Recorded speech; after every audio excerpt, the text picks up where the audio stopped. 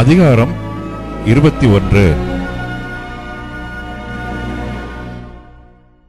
மனாசே ராஜாவாகிறபோது 12 வயதாயிருந்து 55 வருஷம் எருசலேமில் அரசாண்டான். அவன் தாயின் பேர் எப்சிபாள்.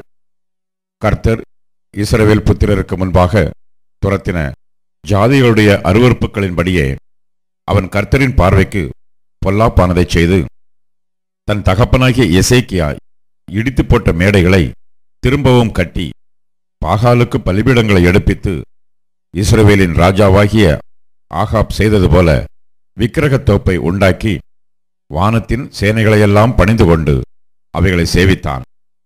எருசலேமிலே என் நாமத்தை விளங்க பண்ணுவேன் என்று கர்த்தர் சொல்லிக் குறித்த கர்த்தருடைய ஆலயத்திலே அவன் பலிபீடங்களை கட்டி கர்த்தருடைய ஆலயத்தின் 2 பிரகாரங்களிலும் வானத்தின் சேனைகளுக்கெல்லாம் பலிபீடங்களை கட்டி தன் குமாரனை தீ மிதிக்க பண்ணி நாள் பார்க்கிறவனும் நிமித்தம் பார்க்கிறவனுமாயிருந்து அஞ்சனம் பார்க்கிறவர்களையும் குறி சொல்லுகிறவர்களையும் வைத்து கர்த்தருக்கு கோபமுண்டாக அவர் பார்வைக்கு பொல்லாப்பானதை மிகுதியாய் செய்தான். இந்த ஆலயத்திலும் நான் இஸ்ரவேலின் சகல கோத்திரங்களிலும் இருந்து தெரிந்து கொண்ட எருசலேமிலும் என் நாமத்தை என்றைக்கும் விளங்க பண்ணுவேன் என்று கர்த்தர் தாவீதோடும் அவன் குமாரனாகிய சாலமோனோடும் சொல்லி குறித்த ஆலயத்திலே அவன் பண்ணின தோப்பு விக்கிரகத்தை வைத்தான்.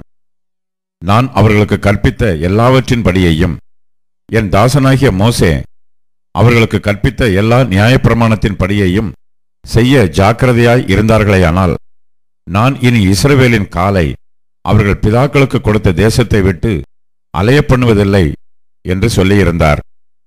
ஆனாலும் அவர்கள் கேளாதே போனார்கள். கர்த்தர் இஸ்ரவேல் புத்திரருக்கு முன்பாக அழித்த ஜாதிகள் செய்த பொல்லாப்பை பார்க்கிலும் அதிகமாய் செய்ய மனாசே அவர்களை ஏவி விட்டான். ஆகையால் கர்த்தர் தீர்க்கதரிசிகளாகிய தம்முடைய ஊழியக்காரரை கொண்டு உரைத்தது, யூதாவின் ராஜாவாகிய மனாசே தனக்கு முன் இருந்த எமோரியர் செய்த எல்லாவற்றை பார்க்கிலும் கேடாக இந்த அருவருப்புகளை செய்து தன் நரகலான விக்கிரகங்களால் யூதாவையும் பாவம் செய்ய பண்ணினபடியினால் இஸ்ரவேலின் தேவனாகிய கர்த்தர் சொல்லுகிறது என்னவென்றால், இதோ கேட்கப் போகிற யாவருடைய 2 காதுகளிலும் அது தொனித்துக் கொண்டிருக்கும்படியான பொல்லாப்பை நான் எருசலேமின் மேலும் யூதாவின் மேலும் வரப்பண்ணி எருசலேமின் மேல் சமாரியாவின் மட்ட நூலையும் ஆகாப் வீட்டின் தூக்கு நூலையும் பிடிப்பேன். ஒருவன் ஒரு தாளத்தை துடைத்த பின்பு அதை கவிழ்த்து போடுகிறது போல எருசலேமை துடைத்து விடுவேன். அவர்கள் தங்கள் பிதாக்கள் எகிப்திலிருந்து புறப்பட்ட நாள் முதற்கொண்டு இந்நாள் வரைக்கும் என் பார்வைக்கு பொல்லாப்பானதை செய்து எனக்கு கோபம் மூட்டி வந்தபடியினால் என் சுதந்திரத்தில் மீதியானதை கைவிட்டு அவர்கள் பகைஞரின் கையில் அவர்களை ஒப்புக் கொடுப்பேன். தங்கள் பகைஞருக்கெல்லாம் கொள்ளையும் சூறையுமாய் போவார்கள் என்றார். கர்த்தரின் பார்வைக்கு பொல்லாப்பானதை செய்யும்படியாக மனாசே யூதாவை பாவம் செய்ய பண்ணின அந்த பாவமும் தவிர அவன் எருசலேமை 4 மூலை வரையும் இரத்தப் பழிகளால் நிரப்பத்தக்கதாய் குற்றமில்லாத இரத்தத்தையும் மிகுதியாகச் சிந்தினான்.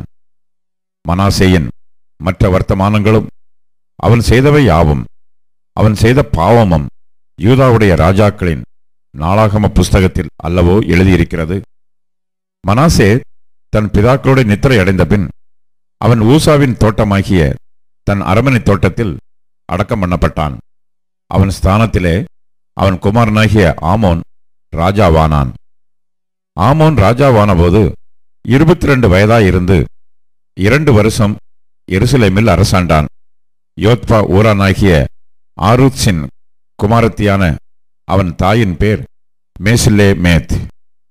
அவன் தன் தகப்பனாகிய மனாசே செய்தது போல கர்த்தரின் பார்வைக்கு பொல்லாப்பானதைச் செய்து தன் தகப்பன் நடந்த எல்லா வழியிலும் நடந்து தன் தகப்பன் சேவித்த நரகலான விக்கிரகங்களை சேவித்து அவைகளை பணிந்து கொண்டு கர்த்தரின் வழியிலே நடவாமல் தன் பிதாக்களின் தேவனாகிய கர்த்தரை விட்டுவிட்டான்.